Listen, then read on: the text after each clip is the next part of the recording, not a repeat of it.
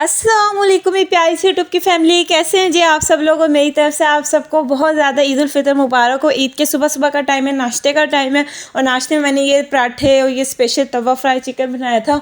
बहुत से घरों में से सवैयाँ खा के सुबह का आगाज़ किया जाता है ईद वाले दिन, लेकिन मेरे घर में प्रॉपर नाश्ता बनता है शुरू से ही। और बस यहाँ पर सब नाश्ता कर रहे थे और साथ ही में ना मेरे ये चाचू वगैरह आ गए थे। हमेशा नमाज़ वगैरह पढ़कर ना आ जाते हैं ईद मिलने के लिए, तो इसलिए ईद पर ना मुझे कोई टेबल डेकोरेशन का टाइम नहीं मिलता। आम दिनों में जिस तरह मैं फूड को डेकोरेट करके टेबल सेटिंग से पिक्चर्स लेती है ना, वो इस तरह ईद पर पॉसिबल नहीं होता। पहले दिन तो बिल्कुल भी नहीं होता क्योंकि बहुत मसरूफियत होती है। इसी तरह ना बस सारा टाइम गुजर गया था। ये टाइम है कोई 11:30 बजे का ना। बस 11:30 बजे जाकर मैं तैयार हुई थी क्योंकि नाश्ता वगैरह किया था, फिर किचन वगैरह समेटा था, फिर मैं नहाने वगैरह चली गई थी। तो अब मैं तैयार हुई। अब मैंने सारी चीज़ें वगैरह पहन ली है। सूट मैंने ऑलरेडी आपको दिखा दिया, मेरा ईद का ड्रेस है जो कि मेरे इन लॉज की तरफ से आया था। ये सारी ज्वेलरी जो है ये भी उन्हीं की तरफ से आई थी। शूज़ वगैरह सब कुछ उन्हीं का, मैंने इसमें से कुछ भी नहीं लिया था।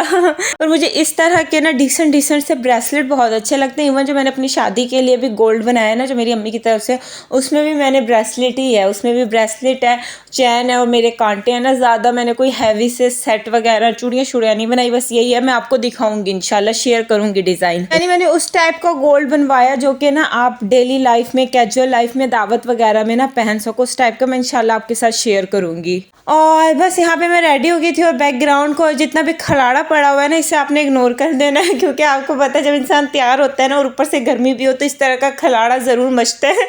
मैं पिक्चर्स वगैरह बना लूँ, वीडियो शूट कर लूँ ना, उसके बाद फिर मैं आराम से सारा खलाड़ा जो है ना वो समेट दूँगी। तब तक आपने इग्नोर कर देना है।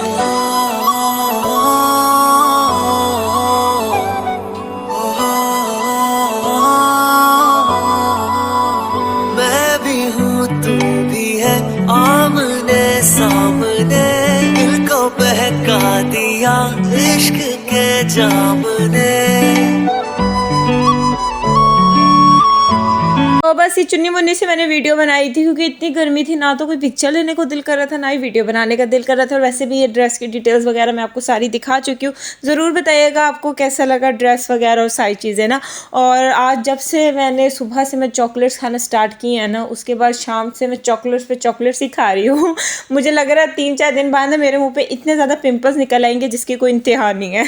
चलिए, यहाँ पे ये जो टाइम है ना, ये शाम के रात के 8 बजे का टाइम है। और यहाँ पे हम जाए थे अपने तायबू के घर उनसे मिलने के लिए।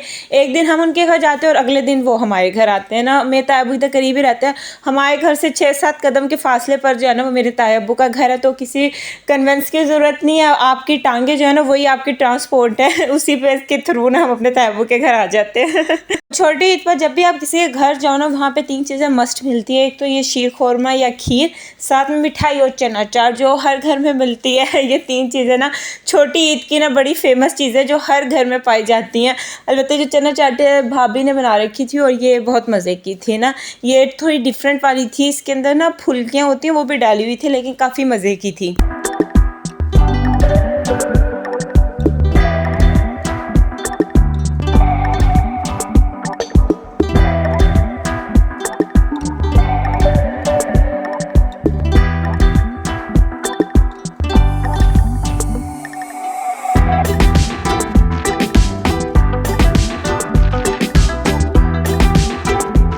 अच्छा जी, उसके बाद ईद शीद मिलने के बाद हम अपने घर वापस आ गए थे। कोई तकरीबन ये 9:45 बजे, 9:30 इसी तरह का टाइम था। और घर आए थे हम, तो हमारे ना घर गेस्ट आए हुए थे। मेरे फूफो का बेटा आया हुआ था, मेरी कज़न और उसके हस्बैंड वगैरह आए हुए थे। और जो भी आप मेहमान आता है ना वो केक ले आता है। इतने सारे केक फ्रिज के अंदर जमा हो गया है ना। ऑलरेडी फ्रिज के अंदर शीर खोरमा पड़ा है, इतना मीठा पड़ा है ना कि फ्रिज में ना इस वक्त मीठे के अलावा ना और कुछ भी नहीं है। मेरे ख्याल से इस ईद पे ना हर किसी के घर में आपको वाफिर केक मिलेगा, वाफिर मिठाई मिलेगी और वाफिर मीठा मिलेगा। इस ईद का नाम सही छोटी वो मीठी ईद है ना, मीठे की भरमार होती है। चलिए जी, छोटी सी केक की बाइट ना आप सबके लिए, आप बस इसी केक की बाइट से गुजारा कर लीजिए। अगर चाहिए तो आके ले लीजिए पूरा केक, क्योंकि इतना ज़्यादा केक पड़ा है कि मैं आपको दे सकती हूँ।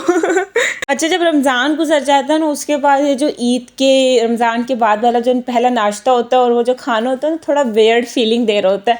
वो इंसान को 30 दिन रोज़े रखने की आदत होती है ना, सुबह सहरी कर रहा होता है, इफ्तारी करता है, तो एक रूटीन सेट हो जाती है। उसके बाद जब आप कर रहे होते हो ना, तो आपको थोड़ा वियर्ड, थोड़ा ऑकवर्ड सिंग लग रहा होता है ना। कभी कभार तो आप भूल भी जाते हो कि नहीं यार, मेरा रोज़ा नहीं है, मैंने पानी पीना है। मेरे साथ ऐसा बहुत होता है रोज़े के बाद, कि मुझे बाद में ख्याल आता है आज मेरा कौन सा रोज़ा जो मैं पानी नहीं पी रही हूँ। आपके साथ ऐसा होता है? यानी स्टार्ट में 1-2 दिन होता है, फिर इंसान फिर सेट हो जाता है। एक बात बताना भूल गया, मुझसे बहुत से लोग मेरे इंस्टाग्राम का पूछते हैं। मैं अपनी जो डेली अपडेट्स है, मैंने जो पिक्चर्स थी जो आपने अब देखे व्लॉग में, ये मैंने ईद के पिक्चर्स पहले शेयर कर दी थी अपने इंस्टाग्राम पे। मेरे इंस्टाग्राम के पेज का लिंक ना ऑलरेडी डिस्क्रिप्शन बॉक्स में है, फातिमा लाइफ के नाम से है, तो वहाँ से जाकर ना आप मुझे इंस्टाग्राम पे फॉलो कर लीजिएगा। अच्छा, मुझे लगता है जैसे जैसे इंसान बड़ा होता जाता है ना, उसकी जो ईद वाली एक्साइटमेंट होती है ना, अब ख़त्म हो जाती है। मुझे लगता है ईद ना ज़्यादातर बस यही रहेगी कि आप अब तैयार हो, पिक्चर ले, सोशल मीडिया पर अपलोड करें और बस ख़त्म हो जाती है ना। अब ईद में ना वो वाली रौनक नहीं रही। वो जो बचपन में ईदें होती थी ना, जो बचपन में मज़ा आता था ईद आने का, वो वाली खुशी अब जैसे जैसे इंसान बड़ा होता जा रहा है ना, वो फील ही नहीं होती है। मेरे ख्याल से लगता है अब ईद ना बच्चों के लिए रह गई है। उन्हें एक्साइटमेंट होती है, जैसे इंसान बड़ा हो रहा है ना, एक्साइटमेंट लेवल ख़त्म होता जाता है। मुझे ऐसा लगता है। आप लोग अपना बताइएगा, आप मेरी इस बात से रिलेट करते हैं या नहीं करते? बस यहाँ पे जो गेस्ट वगैरह आए हुए थे ना, उनके लिए मैंने शामी कबाब फ्राई कर लिए थे, सीख कबाब, शीर खुरमा निकाल लिया था और चाट निकालूंगी और बस सर्व कर दूंगी। उसके बाद जब मैं खुद खाना खाने लगी हूँ, और मैंने प्रॉपर मील ना सुबह लिया था और उसके बाद जब मैं रात को खा रही हूँ। बस बीच में मैंने चाट वगैरह खाई थी और चॉकलेट्स वगैरह जो मैं सुबह से खाने में लगी हुई हूँ, वरना रोटी अब मैं जाकर खा रही हूँ ना, बस थोड़ी बहुत खाई थी, इतनी भूख ही नहीं है। जब आप इस तरह की चीज़ें खा लेते हैं ना, आपकी भूख जो है वो खुद ब खुद ख़त्म हो जाती है। आप लोग बताइएगा, आप लोगों ने आज ईद पर क्या क्या खाया, क्या क्या बनाया स्पेशल, खुद बनाया या अम्मी ने बनाया, क्या किया? जी, इसी तरह जो है ना, वो हमारा ईद का पहला दिन जो है वो इख्तिताम पजीर होता है। बस इसी तरीके से यार ईद का दिन गुजर जाता है। आपको पता है ईद पे बस यही मसरूफियत रहती है, गेस्ट आ रहे होते हैं, उनके लिए बस चीज़ें फ्राई हो रही होती है, सर्व की जा रही होती है, उसके बाद वो बर्तन धोए जा रहे होते हैं। बस सुबह से शाम ज़िंदगी इसी कश्मकश में जो है ना वो चलती रहती है। और आज मैंने खाना भी सिर्फ सुबह बना दिया था। वो मैंने आज सुबह ना स्पेशल एक तवा फ्राई चिकन बनाया था, जो कि बहुत अच्छा बना था ना, और वो मैंने काफ़ी ज़्यादा बना लिया था। तो वो फिर हमने ना रात को भी थोड़ा बहुत वही खा लिया, क्योंकि दूसरी चीज़ें इतनी होती है ना, और अभी रोज़े ख़त्म हुए तो आपको पता है मैदे को ना उसी तरह की आदत हुई होती है, तो इतना कुछ खाया भी नहीं जाता है। पर दूसरी चीज़ें इतनी होती है ना, उसी खा के ना पेट भर जाता है। फिर शाम को जाए वो फिर हम अपने तायबू के घर चले गए थे, और बस इसी तरीके से सारे दिन मसरूफियात रही। और आज मैंने जो चलन चट बनाई थी ना, वो सारी ख़त्म हो गई है। सारी ख़त्म हो गई है। अब मैं कल सोची थी कल कुछ गेस्ट के लिए ना कुछ डिफरेंट बना लूँगी, क्योंकि एक ही चीज़ रिपीट ना बार बार क्या करनी, तो कल कुछ सोचेंगे कल क्या बनाएं। और कल मेरे ना मामू और खाला वगैरह ने भी आना है, तो इंशाल्लाह कल फिर मैं बिरयानी या कुछ और चीज़ें बनाऊंगी। आज तो मैंने इतना ज़्यादा कुछ नहीं बनाया था, लेकिन आज गेस्ट वगैरह इतने थे। सुबह मेरे चाचू आ गए थे, फिर दोपहर को अब्बू के दोस्त आ गए थे, फिर इसी तरह मेरी फ्रेंड्स की फ्रेंड्स वगैरह आ गई थी। फिर शाम को हम तायबू के चले गए थे, फिर मेरी फुप्पो के बच्चे आ गए थे, कज़न उसके हस्बैंड आ गए थे। यानी बस इसी तरीके से ना ईद का सारा दिन गुजर गया है। मैं तो कहीं नहीं गई, सिर्फ एक तायबू के घर गई थी बस, उसके अलावा तो आज मैं 7 दिन कहीं नहीं गई। आप लोग बताएं, आप लोगों का ईद का पहला दिन जो है वो कैसा गुजरा, क्या किया, किस तरह गुजरा, कितनी ईदी जमा की? मेरे पास तो कोई इतनी ईदी नहीं है बताने वाली। जब ईद के 3 दिन गुजर जाएंगे ना उसके बाद बताऊंगी मेरे पास कितनी ईदी जमा हुई। तो आप फिर मुझे अपनी बताइएगा, आपने कितनी ईदी शीदी जो है ना वो जमा कर ली। आप वैसे ईदी देने वालों में से है या ईदी लेने वालों में से है? मैं दोनों में से हूँ। देने वालों में से भी हूँ, लेने वालों में से भी हूँ। ड्रेस था ना, उसमें तो मैंने जस्ट सुबह पिक्चर्स वगैरह ली थी, उसके बाद मैंने फटाफट उतार दिया था। कोई मुल्तान में इतनी गर्मी है, मुल्तान में क्या हर जगह ही गर्मी है, कोई 45 44 इस तरह से टेम्परेचर चल रहा है मुल्तान में ना।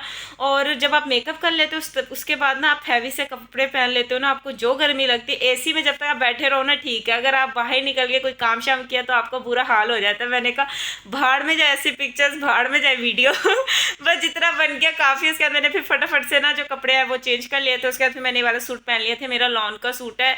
जितनी गर्मी है ना उसमें यही वाले सूट कंफर्टेबल है। तो बस ये व्लॉग को यहीं पे एंड करने लगी। उम्मीद है आपको अच्छा लगा होगा। ईद का पहला दिन जो है मेरा इस तरह से गुजरा। आप लोग अपना बताइएगा आप लोगों का कैसा गुजरा। अब जी इंशाल्लाह आपसे नेक्स्ट वीडियो में मुलाकात होगी अगले व्लॉग के साथ। तब तक जी अपना ख्याल रखिए, खुश रहिए जी, और हंसते मुस्कुराते रहिए, जो कि ज़िंदगी में बहुत ज़रूरी है। तो बस चलिए जी, अल्लाह हाफिज़।